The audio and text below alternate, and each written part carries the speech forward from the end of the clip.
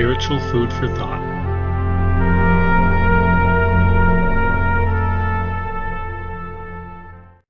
I believe within modern Christianity, there is an absolute epidemic of body mutilation within the Christian church.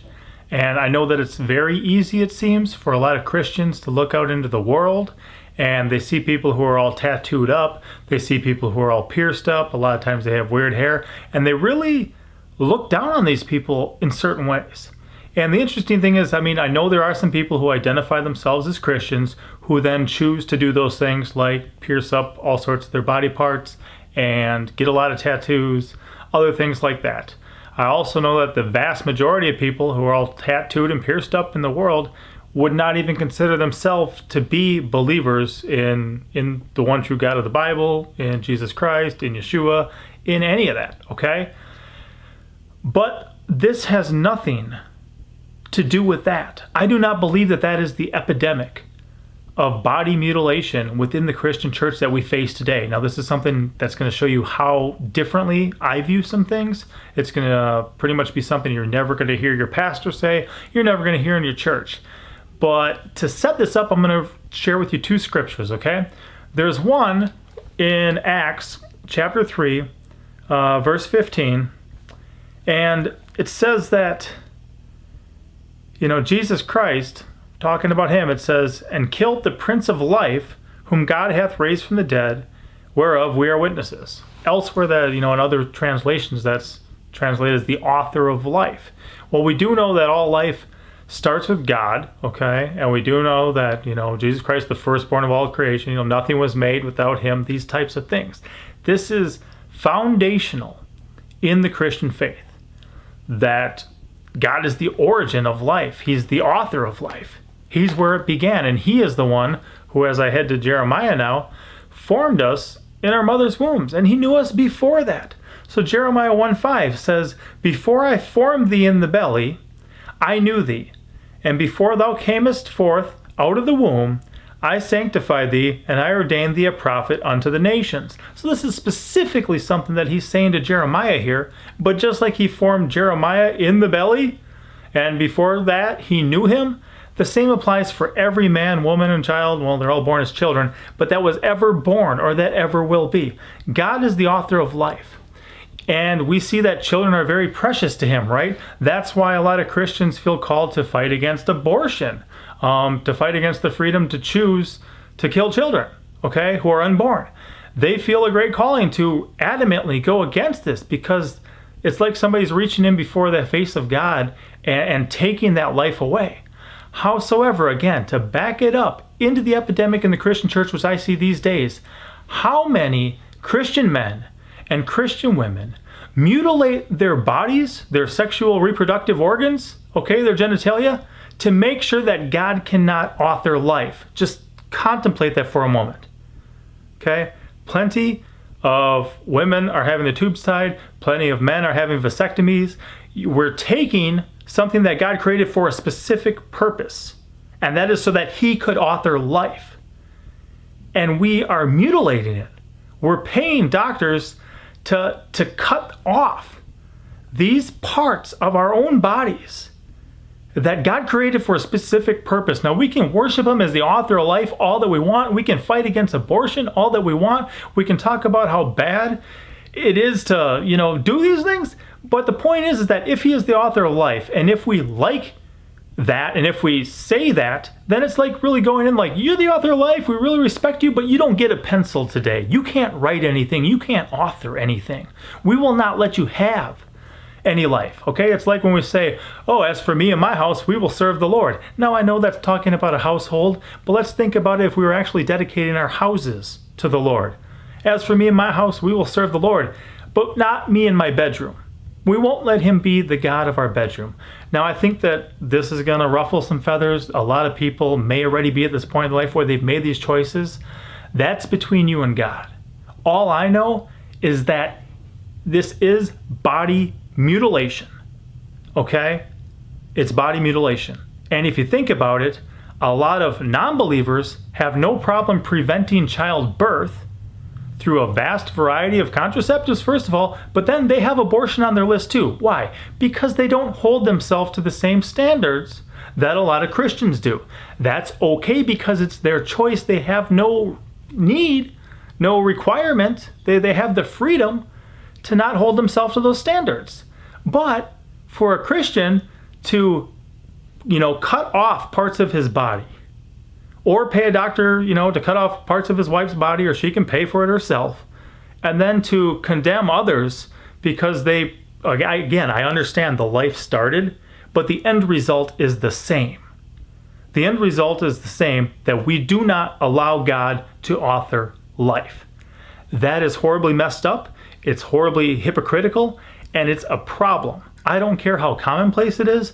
I don't care how, trendy it is, how many people are doing it.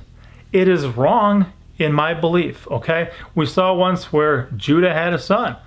The son did something, God slayed him. So his brother's job was to raise up a son, an heir for his other brother. Now, because he didn't want to raise up, an heir for his brother because he knew he wouldn't be atoned, he was killed as well. Okay, he enjoyed the pleasure that came with the marriage, but he pulled out and did not allow God to author life. And people say, oh yeah, well, God killed him because he was being selfish. He didn't want to raise up an heir for his brother. How much more selfish is it not to want to raise up an heir for ourselves? Okay, I think that's even more selfish. Now, God may not kill us every time we do it, but that doesn't make it right. Every time I've lied and lusted and stolen and profaned his holy name, he didn't kill me either. That didn't make any of it right.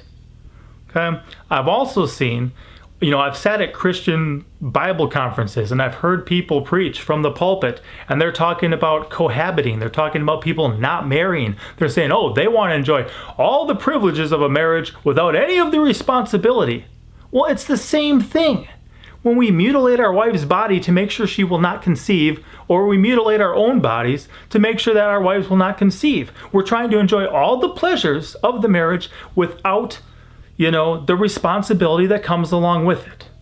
So again, you can see I'm passionate about this. I'm not trying to yell. I'm not trying to get all excited. I'm just saying this is a huge issue in my belief, in my understanding. If we just look at it from God's point of view, I think it's a huge issue. And I think it's one more chance that people are just giving him lip service, but refusing to give him life service. They will not lay down themselves as a living sacrifice every day. Okay, God desires godly offspring. He does. That first requires offspring. We have to get our minds right, think about it from his point of view, and then surrender our lives. Again, I never wanted children in the first place, okay? God changed my mind. Then when we started having them, thank God I never had a plan. Okay, we started off with 2 girls. What if I really wanted a boy and a girl in my own mind? Oh, I really want a boy and a girl. What would have happened? Oh, I would have got 2 disappointments in a row, right?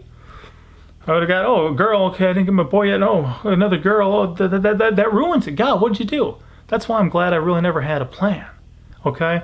And guess what? The 3 we had after that so far, I wouldn't send any of them back either. Again, this is my choice. I chose not to mutilate my body to prevent the author of life from offering. I chose not to pay some doctor to mutilate my wife's body. We chose, you know what, we're going to respect him. We're going to serve him with our whole lives, with our whole house, with everything. He can be the God of my bedroom too. If he wants to author life, I will give him the opportunity. You know why? Because that's who he is. That's who he is. We talk a lot about all these, kids and how they're in these horrible situations. And, even before, if you'd have told me that I had 5 kids, my first question, 15 years ago would have been, with how many women? How many women would it have taken for me to have 5 kids? Okay? But they're all in wedlock now. They're all with one woman now.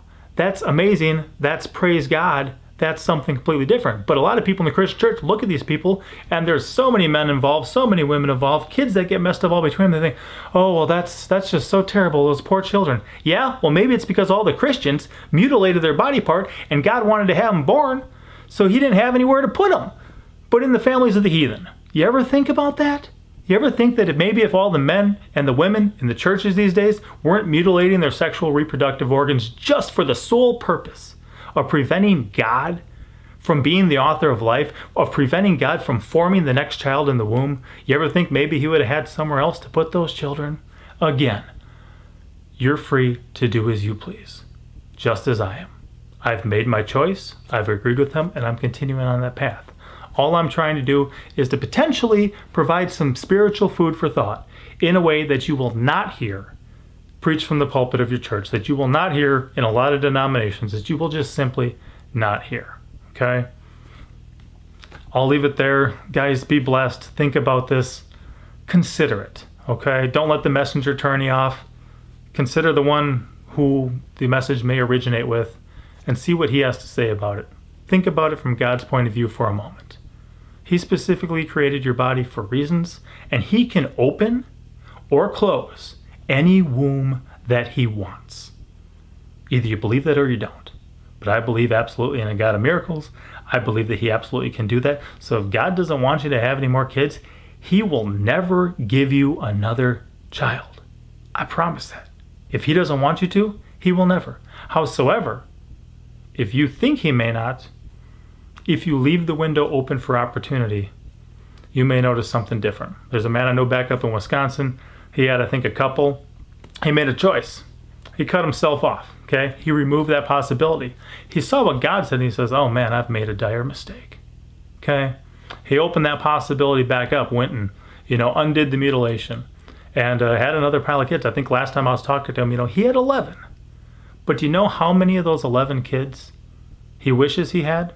Every single one of them. Periodically, sometimes people ask us, oh, are you guys going to try to be like the Duggars or things like that? And it's like, well, yeah. We'll let God choose the size of our family. We'll let him provide for it, and we'll be faithful with what he entrusts to us. I don't want a big family. I don't want a small family. I want the family that God has for me. Just like I don't care how many boys, how many girls I get. I'll take whatever he gives me, and we'll raise them as such. All right. Be blessed. Thank you for watching. Don't forget to like, comment, and subscribe.